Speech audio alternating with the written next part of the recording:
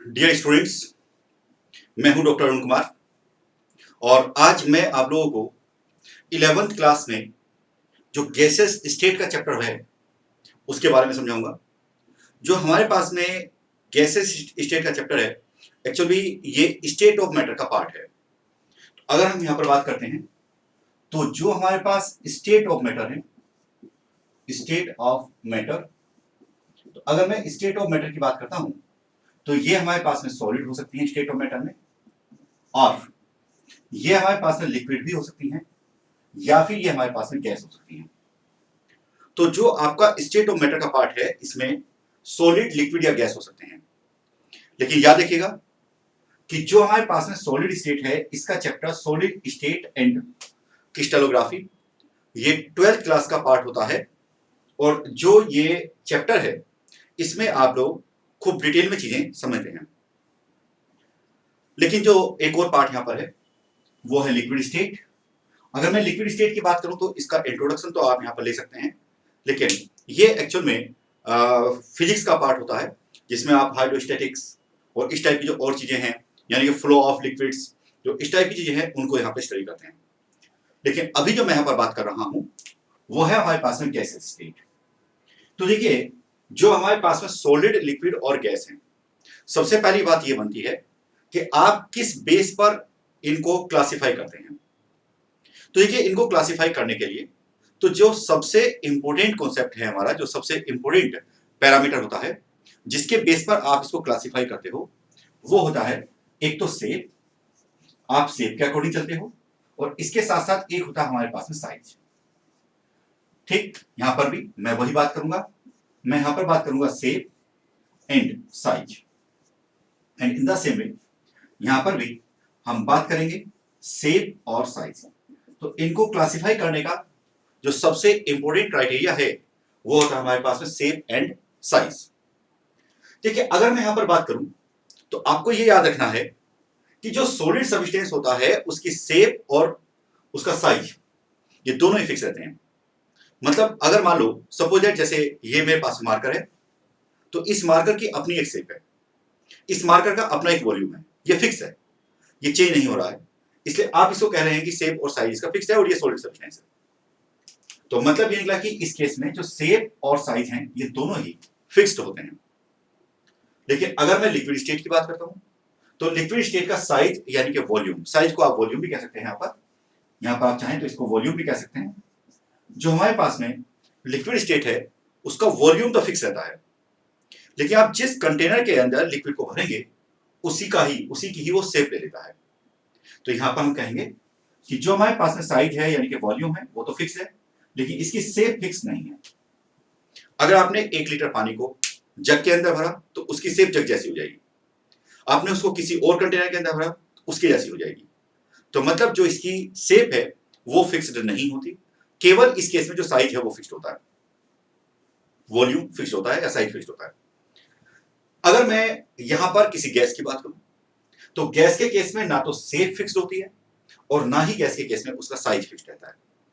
मतलब गैस की कहानी ये है कि इस केस में शेप और साइज दोनों ही इंडेफिनिट है। आप जिस कंटेनर के अंदर गैस को भरेंगे उसी कंटेनर का वो साइज ले लेगी और उसी कंटेनर की उसकी शेप आ जाएगी। तो ये प्रॉपर्टी होती है हमारे पास में किसकी? गैस की प्रॉपर्टी है।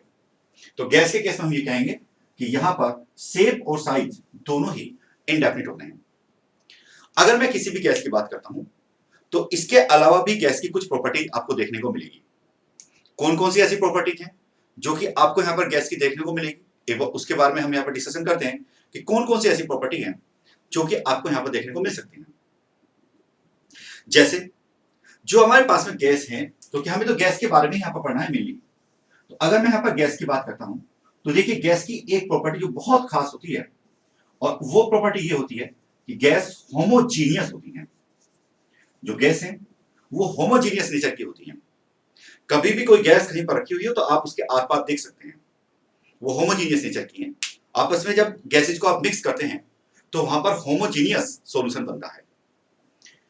एक बात हो गई इसकी। दूसरी बात यह है कि जो हमारे पास में गैसेस हैं, अगर हम गैसेस की बात करें तो लिक्विड या सॉलिड के रेस्पेक्ट में गैसेज की डेंसिटी कम होती है। तो हम डेंसिटी की टर्म में कहेंगे कि जो गैस है उसकी डेंसिटी इनके रेस्पेक्ट में बहुत कम होती है। तो gases they have low density, मतलब एक प्रॉपर्टी हमारे पास में इसकी आ गई गैस की, और वो है कि गैस की डेंसिटी बहुत कम होती है। दो बातें मैंने आपको समझाई यहां पर। अगर मैं गैस की बात करूं तो गैस के अंदर एक और खास बात है। गैस की खास बात यह है कि एक तरह से हम थियोरेटिकली ये कहेंगे कि ये इनफाइनाइट एक्सपेंशन कर सकती हैं। कोई भी गैस आपने ली तो वो गैस क्या करेगी कि आपने जहां पर उसको रखा वो दूर तक फैलती हुई चली जाएगी। यानी कि यहां पर आप कहेंगे कि वो इनडेफिनिट एक्सपेंशन शो करती हैं। तो मैं यहां पर लिख देता हूं कि इनका होता है हमारे पास में इनडेफिनिट एक्सपेंशन, मतलब आप जितना चाहें उतना इनको फैला सकते हैं और उतना ये फैल सकती हैं। इनफाइनाइट एक्सपेंशन या इनडेफिनिट एक्सपेंशन हम इसको बोलेंगे। एक और बात यहां पर करते हैं।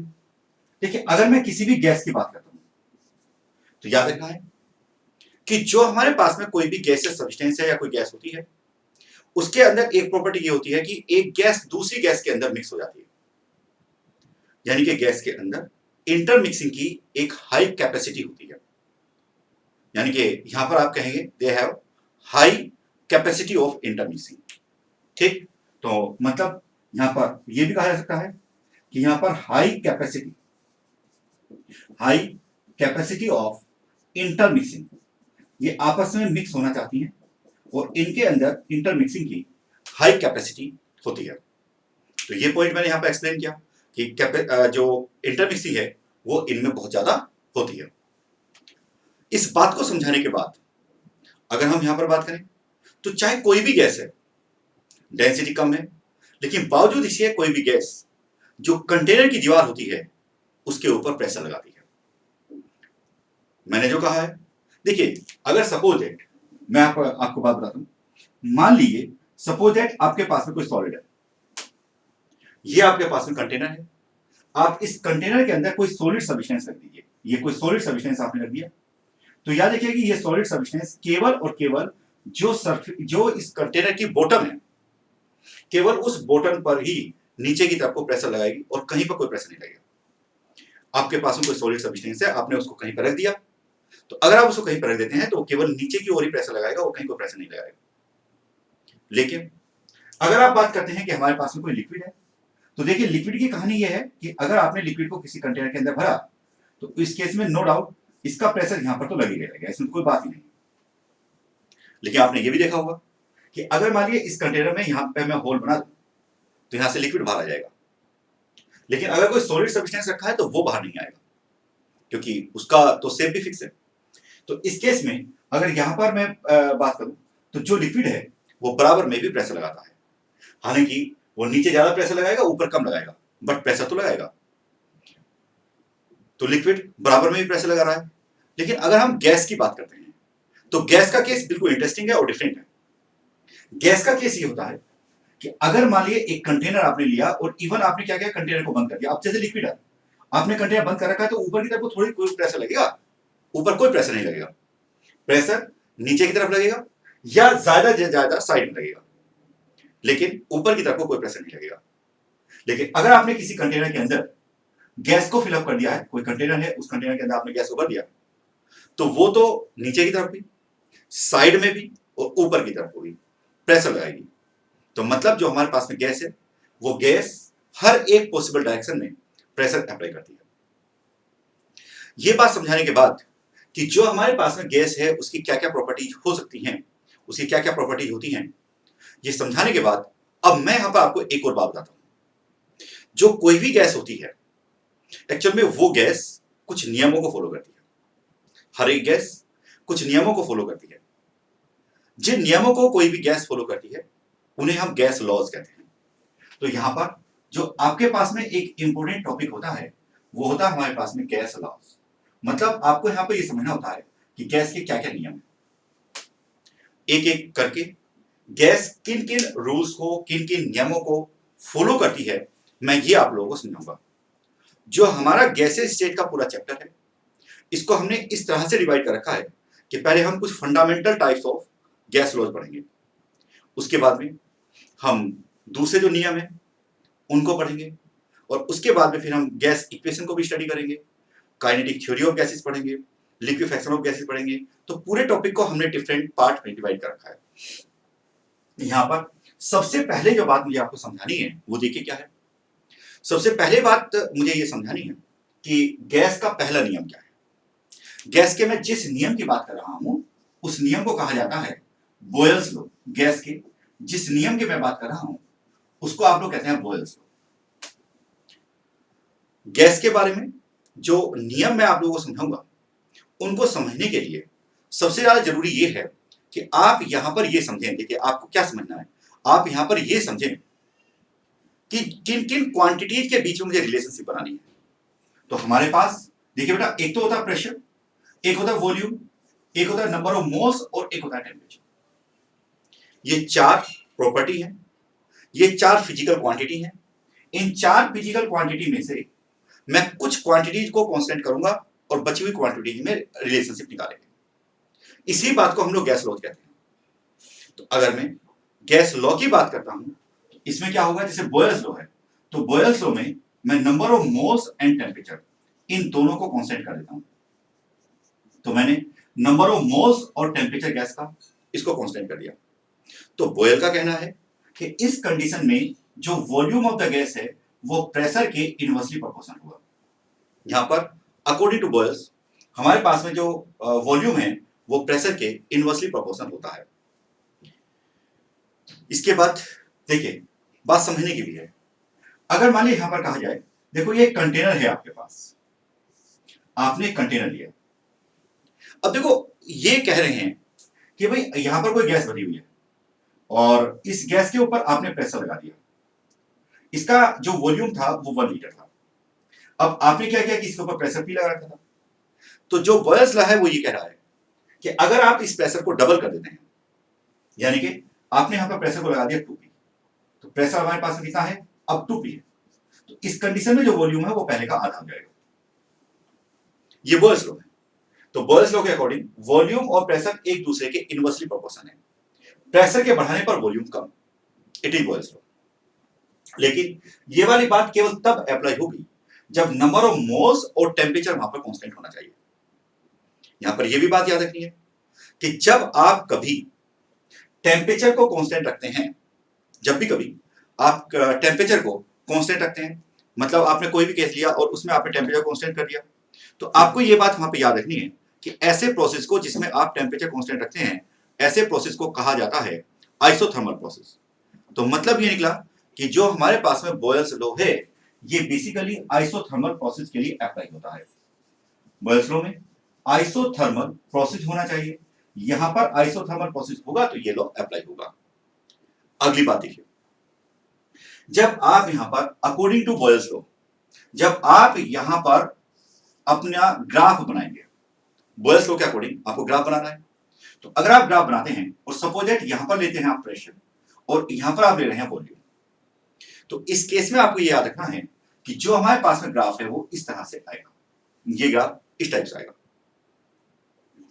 लेकिन जो आपके पास में यहां पर ये लॉ है, इस लॉ के अकॉर्डिंग मैं कह रहा हूं कि volume is inversely proportional to P. मैं ऐसा बोल रहा हूं, तो अगर मैं ऐसे बोल रहा हूं तो देखो मैं ऐसे भी कह सकता हूं volume that is equal to, यहां पर हमारे पास में कोई कांस्टेंट वैल्यू आएगी डिवाइडेड बाय यहां पर मेरे पास में पी आया। उसके बाद मैं ये भी कह सकता हूं यहां पर कि हमारे पास है PV that is equal to constant value आई। तो मतलब जो हमारे पास में बॉयल्स लॉ है उसके बारे में आप ये भी कह सकते हैं कि यहां पर PV that is equal to constant होता है। आप ये भी कह सकते हैं कि PV is equal to constant होता है। तो मैंने यहां पर जो कहा है उसको एक बार फिर से हम लोग समझते हैं। अगर यहां पर देखा जाए तो देखिए मैं तो यहां पर ये बोल रहा हूं कि जो पीवी है ये पीवी यहां पर कांस्टेंट है। तो अगर पीवी कांस्टेंट है तो आप ये भी कह सकते हो कि P1 V1 that is equal to P2 V2। मतलब ये जो हमारे पास में रिलेशनशिप है कांस्टेंट प्रेशर पर, कांस्टेंट टेम्परेचर पर और जिस समय पर नंबर ऑफ मोल कांस्टेंट रहे उस समय पर जो ये रिलेशनशिप यहां पर दिखाई जा रही है इसी को आप लोग कहते हैं बॉयल्स लॉ। तो जो बॉयल्स लॉ है वो इस तरीके से आप लोग रिप्रेजेंट कर सकते हैं। अब मैं यहां पर आप लोगों को एक और बात बताऊंगा। एक्चुअल में अगर हम डेंसिटी के अकॉर्डिंग चलें, डेंसिटी के अकॉर्डिंग, तो देखिए हमारे पास में रिलेशनशिप होती है density that is equal to mass upon यहां पर वॉल्यूम। तो डेंसिटी का मतलब होता है मास अपॉन वॉल्यूम। तो अगर हम डेंसिटी को मास अपॉन वॉल्यूम लिख रहे हैं तो इस केस में density that is inversely proportional to volume होती है। अगर मास कांस्टेंट रहे तो, अगर मास कांस्टेंट है तो उस कंडीशन पर density inversely proportional to volume है। और वैसे भी मैंने एक बात आप लोगों को बताई है, मैंने ये कहा है कि बॉयल्स लॉ के अंदर नंबर ऑफ मोल्स को आपको चेंज नहीं करना है, और अगर नंबर ऑफ मोल्स चेंज नहीं करने हैं तो इसका मतलब निकला कि मास भी कांस्टेंट रहेगा। तो मतलब मास तो इसमें अपने आप ही कांस्टेंट है, तो इसका मतलब ये निकला कि डेंसिटी वॉल्यूम के इनवर्सली प्रोपोर्शनल है। तो मैं यहां पर ये भी कह सकता हूं कि P और वॉल्यूम और डेंसिटी एक दूसरे के इनवर्सली प्रोपोर्शनल है। तो यहां पर क्या लिख सकते हैं, D लिख देंगे, 1/D लिख देंगे, और ये हमारे पास में यहां पर क्या आ जाएगा, कांस्टेंट वैल्यू। तो यहां पर ये भी कहा जाता है कि P1/D1 that is equal to P2/D2 that is equal to constant. याद रखिएगा कि ये भी हमारे पास में बॉयल्स लॉ ही होता है, ये भी हमारे पास बॉयल्स लॉ है। कुछ और देखते हैं बॉयल्स लॉ के अकॉर्डिंग ही, कुछ और भी चीजें देखते हैं यहां पर, क्योंकि हमें पहले बॉयल्स लॉ के बारे में कुछ डिटेल चाहिए। बॉयल्स लॉ के बारे में हम कुछ डिटेल समझना चाहते हैं।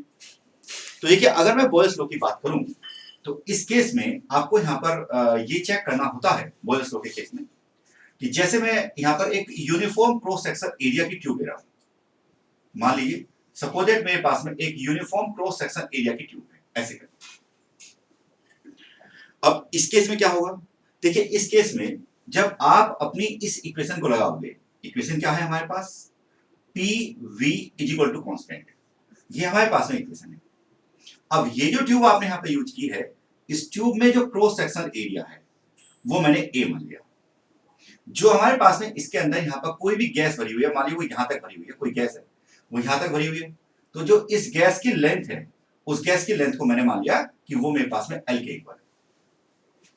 अगर मान लिया ऐसा है तो इस केस में क्या होगा कि मैं कहूंगा कि जो भी इस गैस के ऊपर प्रेशर लगा होगा वो तो पी हुआ, लेकिन यहां पर वॉल्यूम लिखोगे आप तो वो ए इंटू एल के बराबर आ जाएगा, cross section area into length.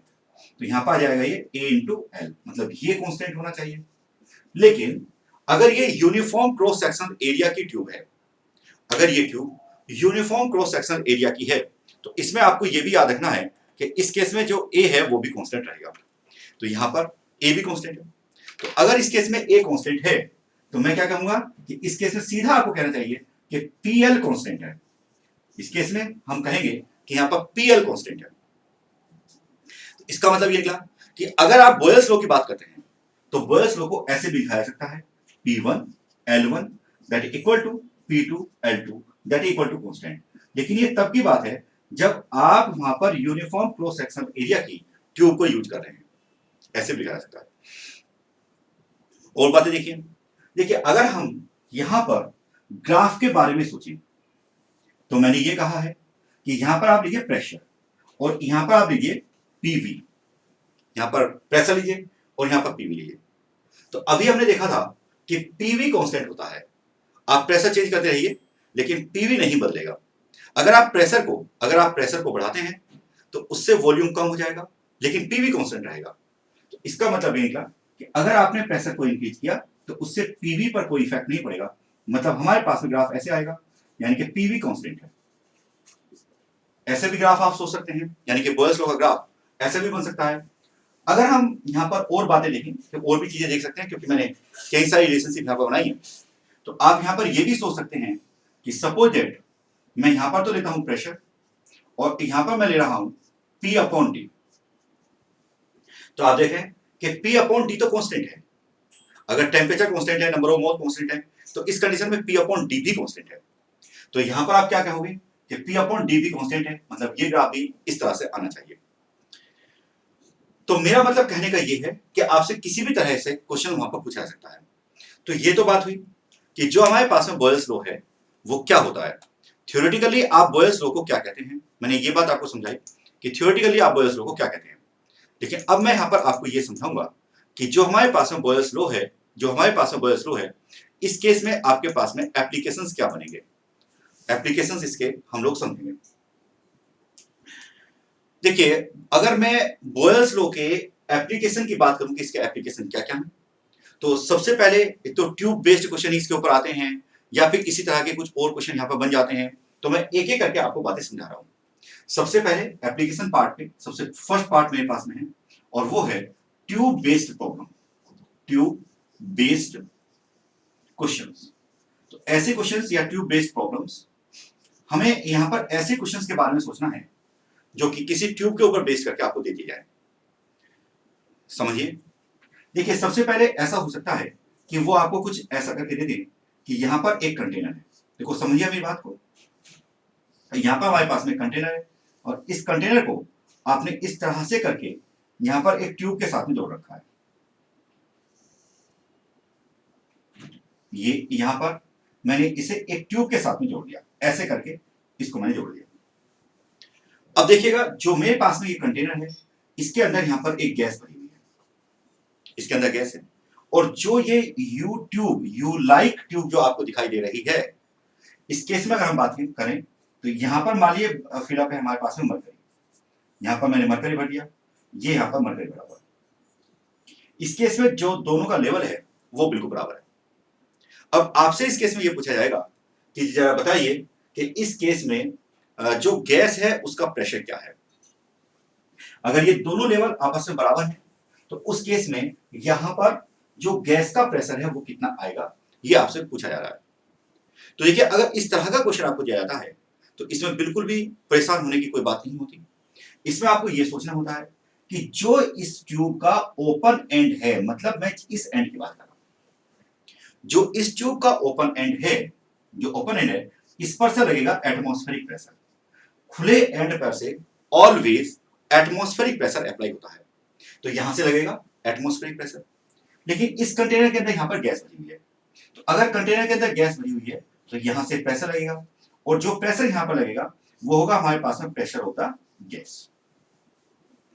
तो इधर से लग रहा है प्रेशर ऑफ द गैस, इधर से लग रहा है एटमॉस्फेरिक प्रेशर।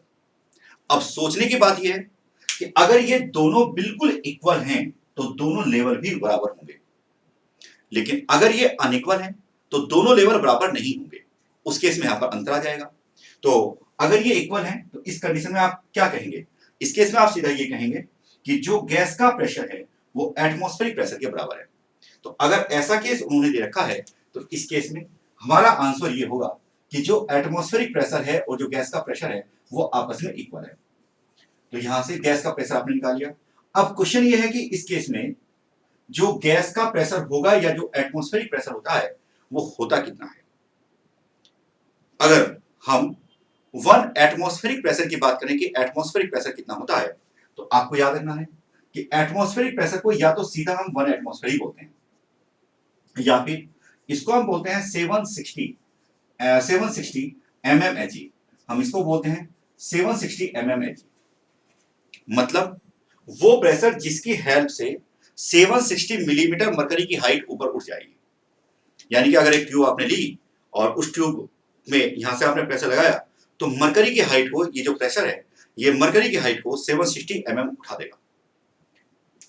अगर यहां पर मैं mmHg की बात करूं तो आपको याद रखना है कि 1 mmHg को 1 टोर भी कहते हैं।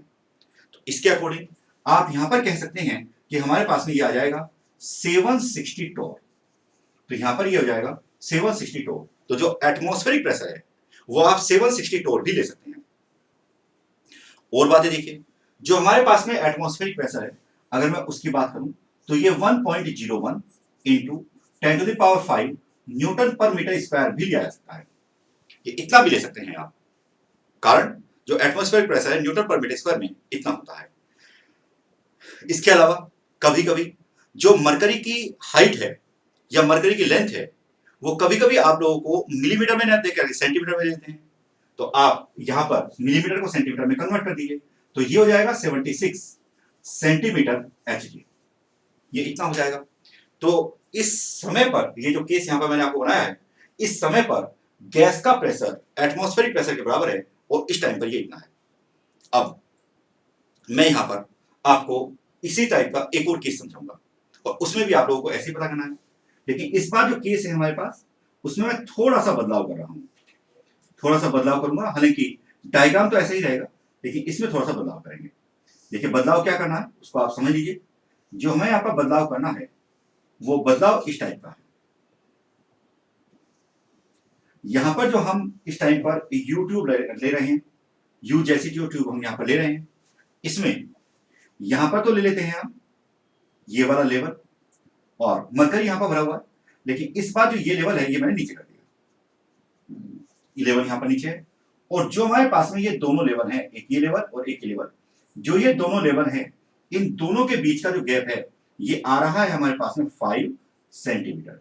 यहां पर मरकरी भरी हुई है, यहां पर हमारे पास में गैस भरी हुई है, और इस कंडीशन में आपसे ये पूछा गया कि बताओ गैस का प्रेशर कितना है।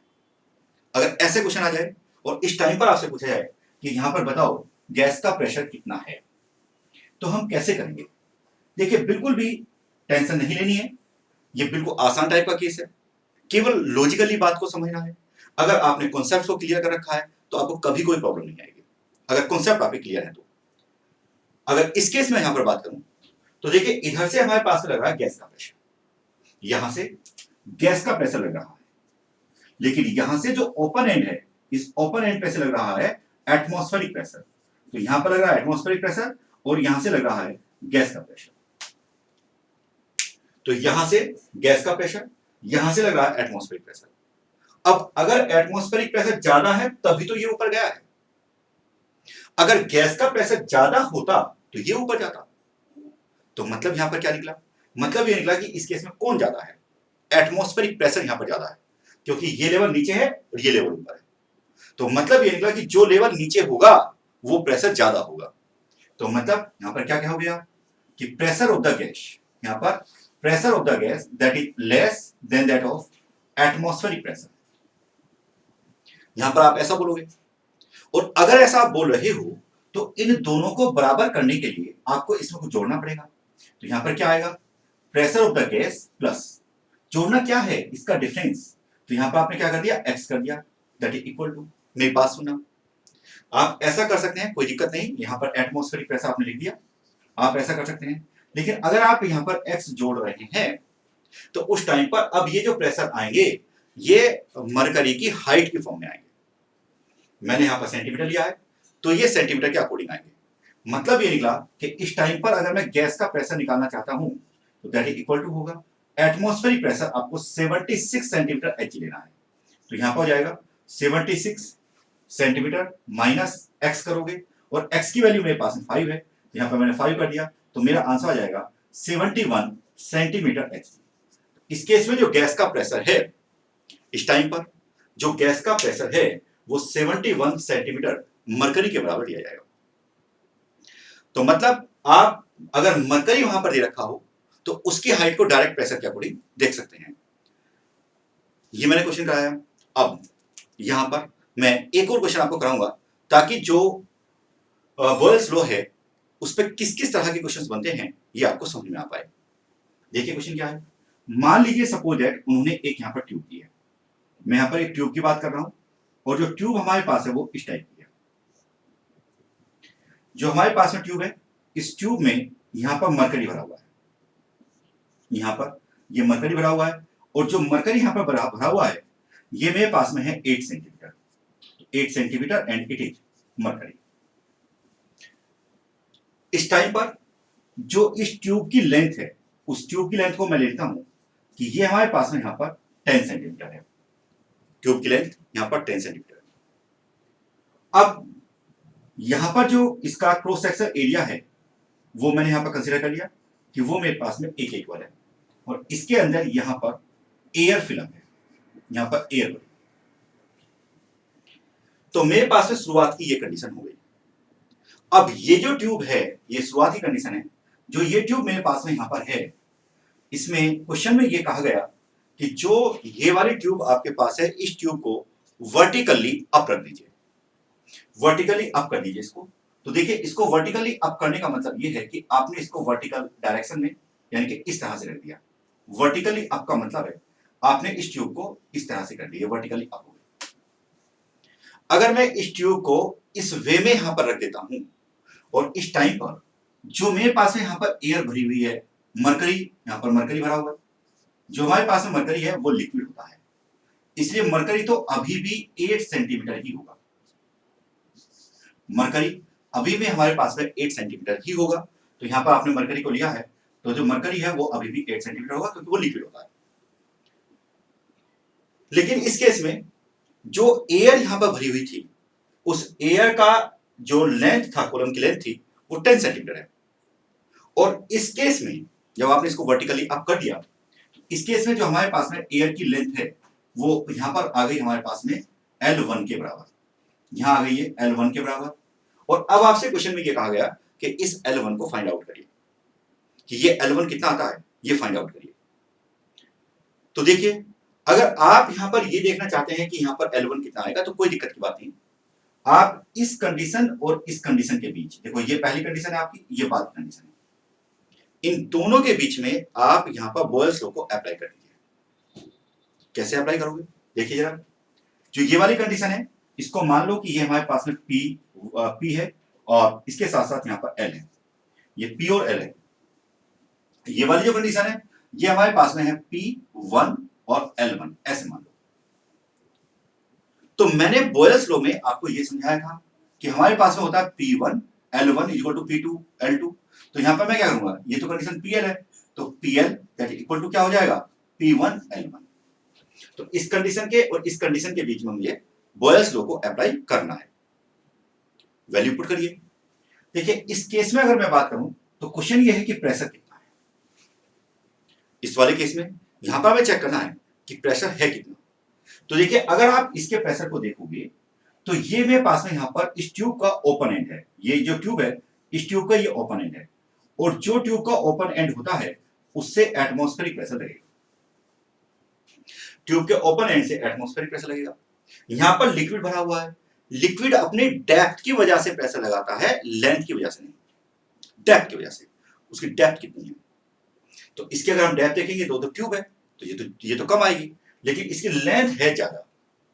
लेकिन लेंथ से कोई मतलब नहीं, हमें तो हाइट देखनी थी, लेकिन हाइट इस केस में कंसीडर नहीं हो रही है। तो मतलब ये निकला कि इस केस में जो ये प्रेशर है, यही प्रेशर इस लिक्विड पे से होकर के यहां पर पहुंच गया। तो इस केस में जो इस गैस के ऊपर देखो, लिक्विड अपने ऊपर कोई प्रेशर नहीं रखेगा, लिक्विड मूवेबल होता है, कमजोर होता है। तो जब आप यहां से प्रेशर लगाओगे तो ये आगे की तरफ को प्रेशर लगा देगा। मतलब ऐसी बात होगी जैसे होली पे आप लोग पिचकारी यूज करते हैं और पीछे से आपने प्रेशर लगाया, आगे की तरफ को लिक्विड निकल जाता है। तो लिक्विड अगर मान लीजिए ऐसा कुछ होता, आप इसके अंदर सैंड भर लीजिएगा, रेत भर लीजिएगा पिचकारी के अंदर, फिर उसको प्रेशर लगाइए तो वो थोड़ी निकलेगा। तो मतलब क्या है, मतलब ये है कि लिक्विड के ऊपर आपने इधर से प्रेशर लगाया तो लिक्विड उस प्रेशर को आगे की तरफ को शिफ्ट कर देता है, वो अपने पास से कुछ नहीं रखता। तो अगर हम यहां पर देखेंगे तो जो इस केस में गैस के ऊपर या एयर के ऊपर जो प्रेशर लग रहा है वो एटमॉस्फेरिक प्रेशर है, और जो एटमॉस्फेरिक का प्रेशर होता है वो मरकरी के हिसाब से होता है 76 सेंटीमीटर। तो यहां पर प्रेशर आया 76। जो लेंथ है मेरे पास में यहां पर एयर कॉलम की, वो यहां पर आ रही है 10, तो दैट इज इक्वल टू जो इस वाले केस में प्रेशर है वो मुझे निकालना पड़ेगा कि जो ये एयर है इसके ऊपर इस वाले केस में कितना प्रेशर लग रहा है, ये मुझे देखना है। तो देखिए, जो इसका ओपन एंड है, इस ओपन एंड से यहां पर पी एटमॉस्फेयर काम कर रहा है, और ये एटमॉस्फेरिक प्रेशर इस एयर पर यहां पर पहुंच रहा है, तो ये तो पहुंच ही रहा है। लेकिन इसके साथ साथ ये जो मरकरी है, ये भी अपनी डेप्थ या हाइट की वजह से इस एयर के ऊपर प्रेशर लगाएगी, और जो इसकी वजह से प्रेशर लगेगा, जो इसकी वजह से प्रेशर लगेगा वो 8 सेंटीमीटर मरकरी के बराबर होगा। जो एटमॉस्फेरिक प्रेशर है वो 76 सेंटीमीटर Hg, और जो इस मरकरी का प्रेशर है वो 8 सेंटीमीटर Hg, दोनों का सम हो जाएगा। तो इस केस में यहां पर आएगा हमारे पास में 76 प्लस 8, और जो यहां पर लेंथ है वो हमने L1 मान रखी है। तो मतलब इस केस में आपके पास में ये रिलेशनशिप अप्लाई हो गई। यहां का प्रेशर 76, यहां का प्रेशर 76 तो ही है, प्लस इस मरकरी की हाइट का भी प्रेशर ऐड हो गया। तो आप क्या करेंगे, यहां से इसको सोल्व करके ये फाइंड आउट कर लेंगे कि L1 की वैल्यू कितनी आ रही है। तो ये मेथड होता है इस तरह के क्वेश्चंस को सोल्व करने का। तो मैंने आपको समझाया, ये जो केस था, ये केस है हमारे पास में ट्यूब बेस्ड प्रॉब्लम, यानी कि ट्यूब के ऊपर बेस्ड टाइप की जो प्रॉब्लम है वो आप लोगों को दे दी जाएंगी, और आपको उनको सोल्व करना होता है और आपको सोचना होता है। तो इसको कराने के बाद अब मैं यहां पर आपको कराऊंगा इको टाइप की प्रॉब्लम। ये तो ट्यूब बेस्ड टाइप की प्रॉब्लम थी, और मैंने आपको समझाया है कि ट्यूब बेस्ड प्रॉब्लम में किस किस तरह के केसेस यहां पर बन सकते थे, वो मैंने यहां पर एक्सप्लेन किया। ट्यूब बेस्ड प्रॉब्लम के बाद देखिए कभी कभी क्या होता है कि वो क्लोज्ड टाइप का जो सिस्टम है वो बना लेते हैं, उसके ऊपर कोई क्वेश्चन दे देते हैं। मैं यहां पर एक छोटा सा क्वेश्चन और करवाऊंगा, और वो है हमारे पास में, अगर वो किसी वाटर के अंदर या किसी लिक्विड के अंदर कोई एयर बबल को ट्रैप करवा दें, या वाटर के अंदर कोई बैलून रख दें, तो उसके अकॉर्डिंग क्वेश्चन पूछा जा सकता है। देखिए बैलून जो होता है, आपको उसकी दीवार को कमजोर मानना है। बैलून की दीवार को आप कमजोर मानिए। कमजोर का मतलब जो बैलून है उसके अंदर और बाहर डिफरेंट प्रेशर नहीं रह सकते। तो मैं आपको समझाता हूं एक बार बैलून का केस। मानिए आपने यहां पर बैलून लिया, आप समझिए जरा एक बार, ताकि मैं इस टाइप की जो प्रॉब्लम है उनको समझा सकूं। ये आपने यहां पर बैलून लिया, तो एक आइडियल बैलून की मैं बात कर रहा हूं, नॉन आइडियल बैलून नहीं। एक आइडियल बैलून वो बैलून होता है जिसमें जो अंदर से यहां पर प्रेशर लग रहा है, ये हो गया हमारे पास में प्रेशर ऑफ द गैस, ये प्रेशर ऑफ द गैस। और चूंकि बैलून एटमॉस्फेयर के अंदर है, तो यहां से हमारे पास में लग रहा है एटमॉस्फेरिक प्रेशर। तो सोचने की बात यह है कि अगर प्रेशर ऑफ द गैस ज्यादा है तो क्या होगा, ये बैलून फूलना शुरू हो जाएगा, और तब तक फूलता रहेगा जब तक कि ये दोनों प्रेशर बराबर नहीं हो जाते। लेकिन अगर हमारे पास में एटमॉस्फेरिक प्रेशर ज्यादा है, तो इस कंडीशन में बैलून छोटा होना शुरू हो जाएगा, और ये तब तक छोटा होता रहेगा जब तक कि ये दोनों प्रेशर बराबर नहीं हो जाते। तो मतलब ये कि बैलून के अंदर ये दोनों प्रेशर डिफरेंट हो ही नहीं सकते। तो मतलब क्या है, मतलब ये कि बैलून का केस अगर मैंने कभी भी ले दिया, तो इस कंडीशन में आप कहेंगे कि प्रेशर ऑफ द गैस जो कि बैलून के अंदर भरी हुई है, और जो एटमॉस्फेरिक प्रेशर है या एनवायरमेंट का जो बाहर प्रेशर है, ये दोनों आपस में बराबर रहेंगे, ये डिफरेंट होंगे ही नहीं। लेकिन याद रखिएगा कि ये केवल आइडियल बैलून का केस है। अगर मान लो आपने कोई ऐसा बैलून लिया जो मजबूत है, जिसकी जो दीवार है वो बहुत मजबूत है, तो इस केस में क्या है, आपकी मर्जी, आप अंदर प्रेशर ज्यादा कर लो, बाहर कम कर लो, इससे क्या फर्क पड़ रहा है, क्योंकि दीवार मजबूत है तो अंदर प्रेशर ज्यादा हो सकता है। तो उस केस में हो सकता है क्योंकि वो झेल जाएगी। लेकिन कमजोर दीवार थोड़ी झेलेगी, कमजोर दीवार होगी तो आपने इधर से प्रेशर लगाया तो इधर वो शिफ्ट कर जाएगी, ठीक है, इधर से आपने प्रेशर लगाया तो इधर वो शिफ्ट कर जाएगी, तो मतलब वो तो शिफ्ट करेगी। अब जो बात मैं आपको यहां पर समझाऊंगा वो ये है कि जैसे आपने एक बैलून लिया, और उस बैलून को आपने सी वाटर के अंदर रख दिया, या कहीं पर भी रख दिया, वाटर के अंदर रख दिया, तो एक जो हमारे पास में बैलून है, एक तो कंडीशन उस बैलून की हो सकती है कि वो बैलून यहां पर रखा हुआ है, ये मैं पूरा यहां पर वाटर ले रहा हूं, चेक करेंगे इसको, यहां पर मैंने पूरा वाटर कंसीडर कर लिया। अब एक बैलून मेरे पास में है, और उस बैलून का जो वॉल्यूम है वो मैंने यहां पर चेक कर लिया, ये हमारे पास में बैलून, ये मैंने पानी के अंदर डुबो दिया, डेप्थ में ले गया मैं इसको, मैंने नीचे डुबो दिया। लेकिन अब मैंने इसको डुबोया है वाटर के अंदर, देखो मरकरी के अंदर नहीं, वाटर के अंदर है, और वाटर की डेंसिटी हमारे पास में मैंने मान ली कि वो टी के बराबर है। अगर मरकरी के अंदर डुबोते तो वहां तो हमारे लिए बहुत आसानी होती, क्योंकि मरकरी के अंदर तो जो प्रेशर लिक्विड का लगता है वो सीधा हाइट के बराबर ले लिया जाता है। लेकिन यहां नहीं ले सकते, यहां पर तो वाटर है, तो वाटर की हाइट से थोड़े हम प्रेशर को मेजर करते हैं। तो यहां पर ये मेरे पास में बैलून है, और इस बैलून की जो यहां पर रेडियस है, जो यहां पर ये बैलून है, इसकी जो हमारे पास रेडियस है वो स्मॉल आर मैंने लिख दी। अब इस बैलून को हम नीचे से ऊपर की तरफ ले जाते हैं, तो आप लोग प्रैक्टिकली ये देखेंगे कि जो हमारे पास में इस तरह का बैलून होता है उसका साइज यहां पर बढ़ जाता है, जो हमारे पास में ये बैलून है इसका साइज यहां पर बढ़ जाता है, और इस टाइम पर जो ये बैलून है इसकी रेडियस को मैंने यहां पर कंसीडर कर लिया कि ये मेरे पास में यहां पर कैपिटल आर के बराबर है, और इसके साथ साथ जो बैलून के बीच की जो डेप्थ है, यहां पर जो डिफरेंस आ रहा है वो हमारे पास में यहां पर एच के इक्वल है। तो आप क्वेश्चन को पूरा समझ लीजिए कि यहां पर क्या बना है। क्वेश्चन ये बना है कि एक हमारे पास में बैलून है, वाटर के अंदर रखा हुआ है, वाटर की डेंसिटी डी है, और इस बैलून को यहां से जब हम सरफेस पर यहां पर ले गए तो उस टाइम पर इसकी रेडियस कैपिटल आर है, और यहां पर इसकी रेडियस स्मॉल आर के बराबर है, और दोनों बैलून के बीच का जो गैप है, जो हाइट है, वो हाइट यहां पर दे रखी है, वो एच के बराबर है। अब इस केस में आपसे इन दोनों के बीच में रिलेशनशिप बनवाई जाती है, आपसे कहा जाता है कि आप यहां पर कैपिटल आर और स्मॉल आर के बीच में रिलेशनशिप बनाइए कि यहां पर रिलेशनशिप क्या आएगी। तो देखिए हम यहां पर इनके बीच में रिलेशनशिप बनाएंगे। ये जो पहला केस था, ये पहला केस था हमारे पास में ट्यूब बेस्ड प्रॉब्लम, और जो दूसरा केस मैंने यहां पर लिया है वो लिया है एयर बैलून इनसाइड वाटर। तो सेकंड केस यहां पर है हमारे पास में, वो है balloon inside water, balloon inside water या इनसाइड लिक्विड। याद रखिएगा कि आप ये भी कह सकते थे एयर बबल इनसाइड वाटर। तो पहले एयर बबल यहां है और फिर यहां से आप यहां पर ले गए, तो एयर बबल इनसाइड वाटर ये भी कहा जा सकता था। तो देखिए अगर ये क्वेश्चन आपके सामने आता है और इस केस में आप कैपिटल आर और स्मॉल आर के बीच रिलेशनशिप बनाना चाहते हैं तो आप कैसे बनाएंगे। देखिए इस केस में क्या है कि जो मेरे पास में ये वाला बैलून है यहां पर, इस पर केवल एटमॉस्फेरिक प्रेशर ही काम कर रहा है। तो यहां पर हमारे पास में है केवल atmospheric pressure. Atmospheric pressure actual में ओपन सरफेस पे काम करता है। तो जो ये लिक्विड है हमारे पास में, इस लिक्विड पर भी आपको याद रखना है कि इस लिक्विड पर भी यहां पर एटमॉस्फेरिक प्रेशर काम कर रहा है।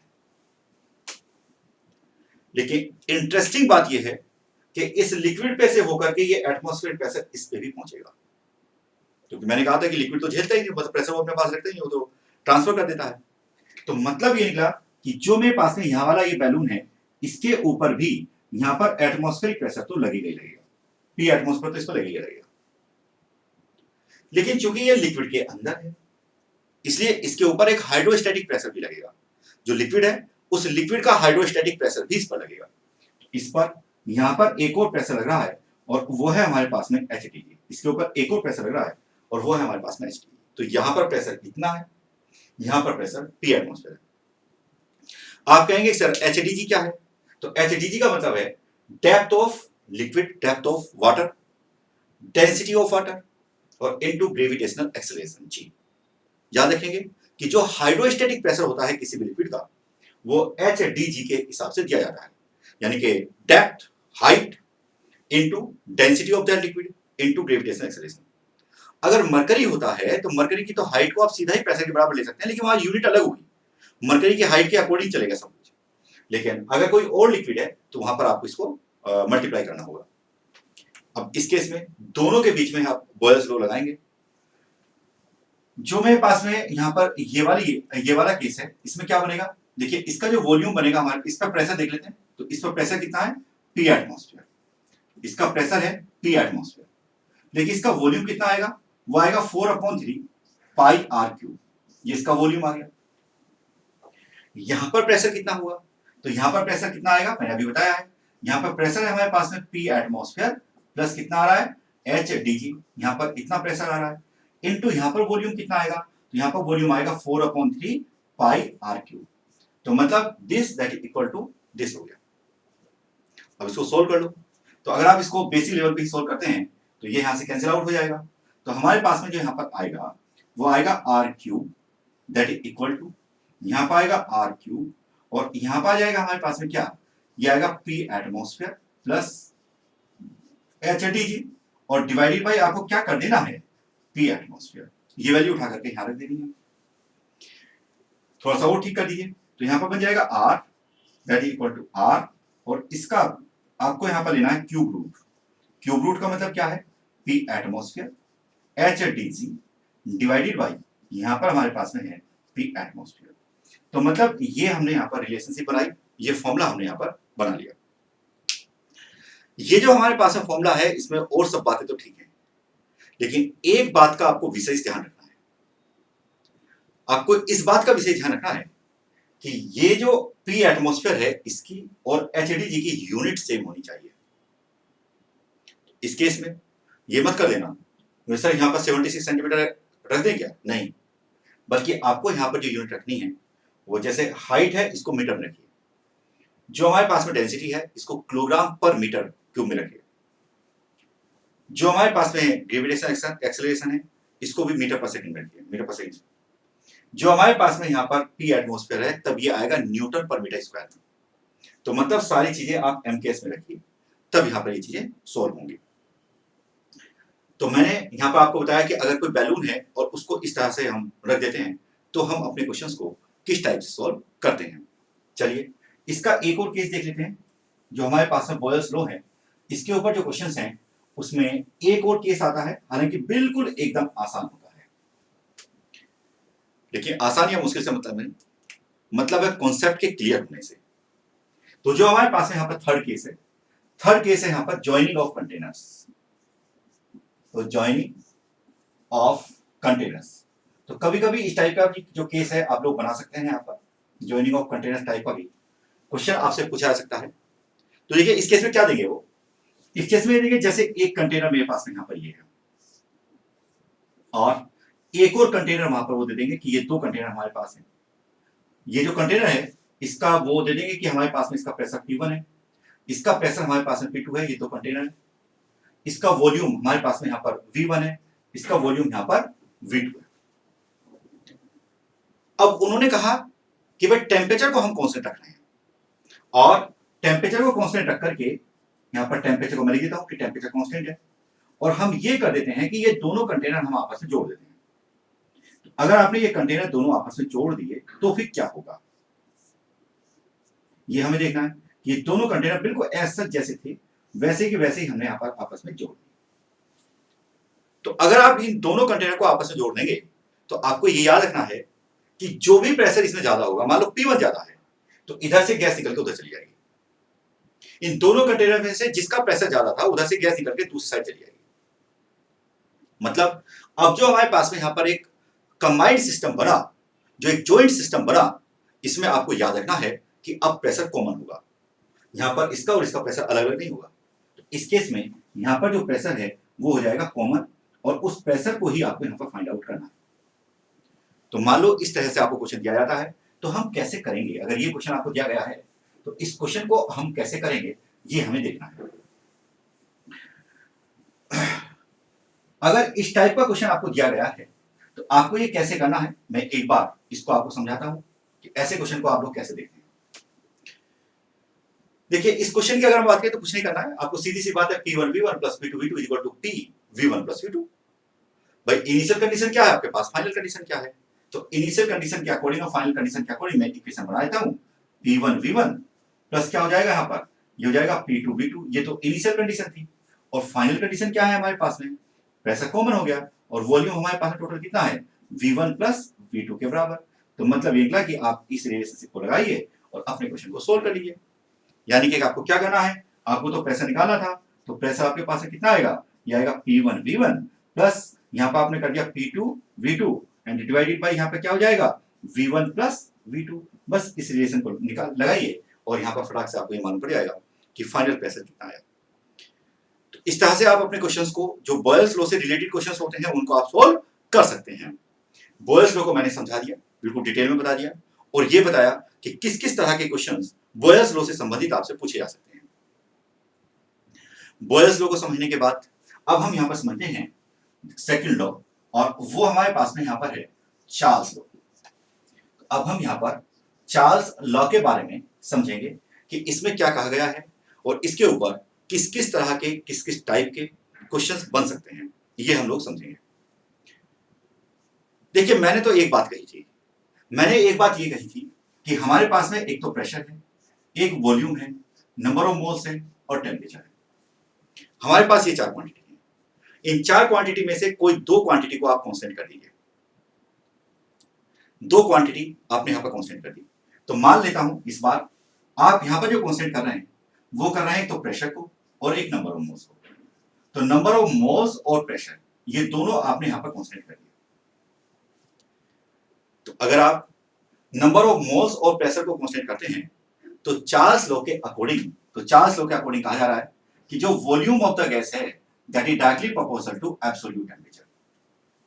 तो इन्होंने कहा है volume of the gas, volume of definite amount of gas, क्योंकि नंबर ऑफ मोल्स भी कांस्टेंट है, तो volume of definite amount of gas is directly proportional to absolute temperature when pressure is constant. तो मतलब ये जो रिलेशनशिप है ये चार्ल्स लॉ है और अगर मैं इसके अकॉर्डिंग चलता हूं तो हम यहां पर क्या करेंगे कि V यहां पर दैट इक्वल टू, यहां पर कोई कांस्टेंट वैल्यू बनेगी उसके बाद में यहाँ पर टी रखेंगे। फिर हम क्या करेंगे, हम कहेंगे कि v upon T that is equal to हमारे पास में कांस्टेंट है, या फिर हम क्या कह सकते हैं कि v1 upon t1 that is equal to हमारे पास में आ रहा है v2 अपॉन t2। तो हम यहाँ पर ये भी कह सकते हैं। तो ये रिलेशनशिप हमारे पास में बनी। अब देखिए जो चार्ल्स लॉ है, इस चार्ल्स लॉ के कुछ और भी फॉर्मूले या कुछ और भी चीजों को हम लोग बना सकते हैं। देखिए वो क्या बना सकते हैं उसको देखें। देखिए अगर मैं यहां पर बात करता हूं तो जो हमारे पास में डेंसिटी है, मैं डेंसिटी के बारे में बात कर रहा हूं। Density that is equal to होता है मास अपॉन वॉल्यूम, यानी कि डेंसिटी को हम ऐसे कहते हैं मास अपॉन वॉल्यूम। तो वॉल्यूम क्या आएगा हमारे पास, वॉल्यूम आ जाएगा यहां पर मास अपॉन डेंसिटी। तो वॉल्यूम को मैं कह सकता हूं यहां पर मास अपॉन डेंसिटी। अब क्वेश्चन में वो कह रहे हैं कि भाई मास तो कांस्टेंट है, तो मास कांस्टेंट है तो मैं क्या करूंगा कि वॉल्यूम की जगह पर यहां पर मास अपॉन डेंसिटी रख दूंगा। ठीक, या देखिए क्या बनेगा इस केस में।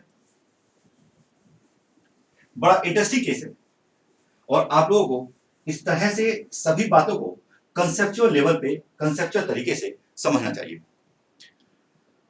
तो अगर मैं इस फॉर्मूले में ये वाली वैल्यू पुट करता हूं तो हमारे पास में आएगा यहां पर mass upon density into T that is equal to constant.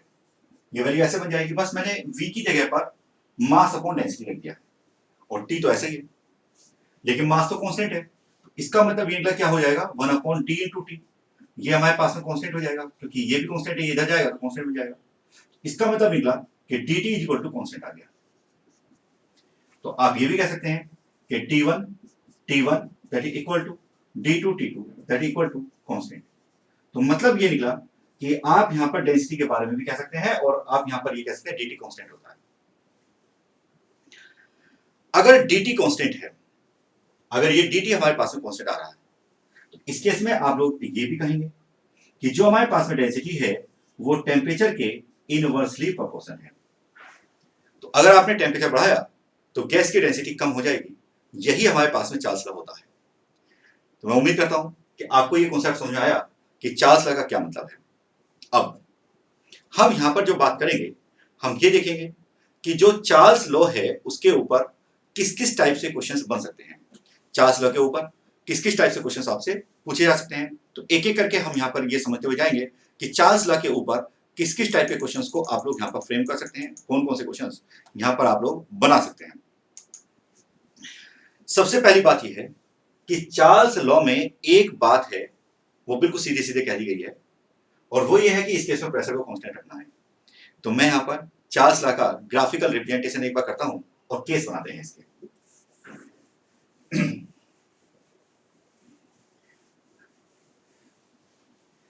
सबसे पहली बात, अगर हम यहां पर ग्राफ बनाएं तो इस केस में यहां पर तो मैंने लिया कि टेम्परेचर है, यहां पर मैंने लिया वॉल्यूम है। तो इस केस में क्या होगा कि जब आप टेम्परेचर को बढ़ाते हैं तो गैस का वॉल्यूम बढ़ता चला जाता है, यानी कि ये ग्राफ इस तरह से आएगा। अब मैं इसका उल्टा सोचता हूं, मैं कहता हूं अगर गैस का टेम्परेचर घटाओगे तो उसका वॉल्यूम घटेगा। तो होना यह चाहिए कि जब आप गैस का टेम्परेचर घटाओ और घटा करके गैस का टेम्परेचर जीरो, यहां पर ये केल्विन में है, तो जब आप टेम्परेचर घटाओ और घटा करके आप जीरो कर दो तो उस केस में गैस का वॉल्यूम जीरो हो जाना चाहिए। मतलब होना यह चाहिए कि when T tends to 0 kelvin तो वॉल्यूम टेंड्स टू 0। ऐसा होना चाहिए, ऐसा होगा नहीं, प्रैक्टिकली ऐसा नहीं होगा। ऐसा इसलिए नहीं होगा कि जब आप गैस का टेम्परेचर कम करना शुरू करेंगे, जिस समय पर आप गैस का टेम्परेचर कम करना शुरू करेंगे तो उस टाइम पर एक ऐसा टेम्परेचर आएगा जब आपने टेम्परेचर कम करना शुरू किया तो उस टेम्परेचर से नीचे जाते ही तो गैस लिक्विफाई हो जाएगी। तो मतलब ये निकला कि आपको लो टेम्परेचर पर या 0 केल्विन या उसके आसपास गैस मिलेगी ही नहीं। तो इसका मतलब ये वहां तो गैस है ही नहीं, वहां तो लिक्विड है। और जो लिक्विड है वो थोड़े चार्ल्स लॉ को फॉलो करता है। चार्ल्स लॉ को फॉलो कौन करता है? गैस करती है। तो मतलब ये निकला कि प्रैक्टिकली आपको ये ग्राफ यहां पर नहीं मिलेगा। तो जो स्टार्टिंग का पार्ट है वो इसका हाइपोथेटिकल होगा, बस ऊपर आपने कोई ग्राफ बनाया है तो पीछे आपने इसको यहां पर रोटी रोटी करके मिला लिया है। एक बात। अब मैं यहां पर एक और बात करता हूं। यहां पर बात यह है कि जैसे सपोज दैट एक ग्राफ बनाया, क्योंकि मुझे यहाँ पे इसके डिफरेंट केसेस आपको समझाने हैं ताकि आपको पॉइंट क्लियर हो जाए। मैं यहाँ पर एक ग्राफ बनाऊंगा, लेकिन इस बार जो मैं ग्राफ बना रहा हूं उसमें मैं यहाँ पर तो वॉल्यूम ही लूंगा, इसमें तो कोई बात नहीं। यहाँ पर मैं टेम्परेचर लूंगा, इसमें भी कोई बात नहीं, यहाँ पर मुझे टेम्परेचर लेना है। लेकिन जो टेम्परेचर इस बार लेना है वो एक्चुअल में डिग्री सेंटीग्रेड में लेना है। तो टेम्परेचर तो लेना है मुझे, लेकिन टेम्परेचर लेना है यहाँ पर डिग्री सेंटीग्रेड। अब देखिए क्वेश्चन जो है हमारा वो क्या है। क्वेश्चन हमारा ये है कि यहां पर आएगा अब 0 डिग्री सेंटीग्रेड, यहां पर आएगा 0 डिग्री सेंटीग्रेड। और 0 डिग्री सेंटीग्रेड का जो मतलब होता है वो होता है हमारे पास में 273 केल्विन। यहां पर इसके पीछे कहीं कोई पॉइंट बनेगा, वहां पर आएगा -273 डिग्री सेंटीग्रेड, और उसका मतलब होगा 0 केल्विन।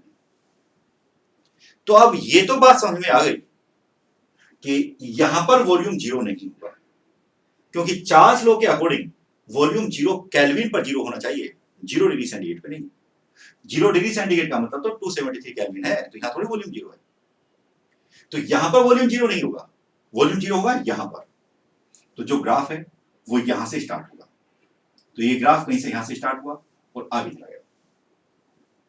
तो अगर आपने टेम्परेचर यहां पर डिग्री सेंटीग्रेड में ले रखा है, वॉल्यूम को आप चेक कर रहे हो, तो ऐसे आएगा। जो हमारे पास में वॉल्यूम है, मान लीजिए ये मैं कंसीडर कर रहा हूं लीटर में। चार्ल्स लॉ के अंदर यहां पर जो पॉइंट था, जो खास पॉइंट था हमारे पास में चार्ल्स लॉ का, उसमें मैंने आपको ये बताई थी कि यहां पर प्रेशर कांस्टेंट होना चाहिए। तो मैं यहां पर इस ग्राफ को बनाते टाइम प्रेशर को कांस्टेंट कर देता हूं, और प्रेशर है मेरे पास में यहां पर 1 एटमॉस्फेयर, तो मैंने प्रेशर को कांस्टेंट कर दिया। इसके साथ साथ नंबर ऑफ मोल्स भी कांस्टेंट होना चाहिए, तो मैं यहां पर नंबर ऑफ मोल्स भी कांस्टेंट कर देता हूं, और ये मेरे पास में आ गया यहां पर 1 मोल। तो ये कंडीशन मेरे पास में यहां पर बन गई। अब क्वेश्चन में आपसे पूछा गया कि जरा ये बताओ कि ये इंटरसेप्ट कितना है। क्वेश्चन देखिए क्या है, पूरा ग्राफ दे दिया, पूरा ग्राफ मैंने एक्सप्लेन कर दिया, और इसको एक्सप्लेन करने के बाद आपसे पूछा गया कि भाई ये इंटरसेप्ट बताओ कि ये इंटरसेप्ट कितना आना चाहिए। तो देखिए बिल्कुल आसान है एकदम, इसमें कोई मुश्किल है ही नहीं। लॉजिक लगाइए। लॉजिक क्या है या सोचिए, 1 मोल gas, 1 atmospheric pressure and 0 degree centigrade, ये एसटीपी की कंडीशन होती है। 0 डिग्री सेंटीग्रेड और 1 एटमॉस्फेयर, ये एसटीपी की कंडीशन है। और एसटीपी की कंडीशन पर 1 मोल गैस का वॉल्यूम 22.4 लीटर होता है। इसका मतलब ये जो मेरे पास में यहां पर आएगा दैट विल बी 22.4। तो इंटरसेप्ट यहां पर 22.4 आएगा। तो इस तरह से भी आपसे क्वेश्चन पूछे जा सकते हैं, जिसमें कुछ डाटा आपको दे दिया जाए और बचे हुए को आप अपने हिसाब से वहां पर सोचें और प्लान करें। तो ये केस मैंने पूरा आपको समझाया कि जो चार्ल्स लॉ है वो क्या होता है, कि मैंने आपको समझाया और इसका एक यहाँ पर ग्राफ बनवाया। अब मैं यहाँ पर एक और बात करता हूँ, वो ये है कि इसका कोई प्रैक्टिकल एप्लीकेशन हो। तो देखिए मैं अगर यहाँ पर बात करूँ तो मैंने अभी आपको यहाँ पर एक पॉइंट समझाया है। मैंने पॉइंट समझाया है कि अगर आप टेम्परेचर इंक्रीज करोगे तो डेंसिटी डिक्रीज हो जाएगी। अगर आप टेम्परेचर इंक्रीज करते हैं तो उससे डेंसिटी डिक्रीज हो जाती है, और अगर डेंसिटी डिक्रीज हो गई तो जो गैस है वो हल्की हो जाएगी। जो बैलून है या कोई भी ऐसा कंटेनर है आपके पास में जिसकी डेंसिटी कम हो गई तो हल्का हो जाएगा, वो ऊपर उठना शुरू कर देगा। तो मान लो सपोज दैट आपके पास में कोई एक कंटेनर है, जैसे मैंने यहाँ पर एक कंटेनर ले लिया, और इस कंटेनर पे अब मैं क्वेश्चन बनाता हूँ, आप जो उसके बारे में सोचना। यहाँ पर कोई एक कंटेनर जो बहुत हल्का है, मैंने क्या किया कि यहाँ पर एक वायर जोड़ा, ये बहुत हल्का है कंटेनर, बहुत हल्का है। मैंने एक वायर यहाँ पर जोड़ा, और इस वायर को जोड़ करके यहाँ पर मैंने एक कैंडल लगा दी, यहाँ पर एक कैंडल मैंने लगा दी, और इस कैंडल को फिर मैंने जला दिया। तो मैंने यहाँ पर एक हल्का सा कंटेनर लिया, इस कंटेनर पे 2 हल्के वायर जोड़ करके यहाँ पर मैंने एक कैंडल लगा दी, और मैंने इस कैंडल को जला दिया। तो क्या होगा, होगा ये कि जो ये कैंडल है इसके ऊपर की जो हवा है वो गर्म हो जाएगी। जब ये हवा गर्म हो जाएगी तो ये कंटेनर पूरा उड़ करके चलना शुरू कर देगा, ऊपर उठ जाएगा और उड़ करके चलना शुरू कर देगा। याद रखिएगा कि ये काम तांत्रिक बाबा बहुत करते हैं, जनता का बेवकूफ बनाते हैं। वो क्या करेंगे कि यहाँ पर ये सब पूरा बना देंगे, दिखा देंगे और उसके बाद में आपसे कहेंगे कि देखिए अब इसके अंदर मैं कुछ मंत्र डाल रहा हूँ और उस मंत्र का जिस टाइम पे वो करते हैं उसी टाइम पर वो चेक कर लेते हैं कि यहाँ पर जो डेंसिटी है ऐसी कम हो गई है, अब ये उड़ना शुरू कर देगा। लोगों को लगेगा, बेवकूफ लोगों को लगेगा, आप लोग साइंटिस्ट हैं, उन्हें लगेगा कि भाई कुछ जो बाबा ने इसमें कुछ तंत्र मंत्र क्या है उसकी वजह से ये उड़ता हुआ जा रहा है।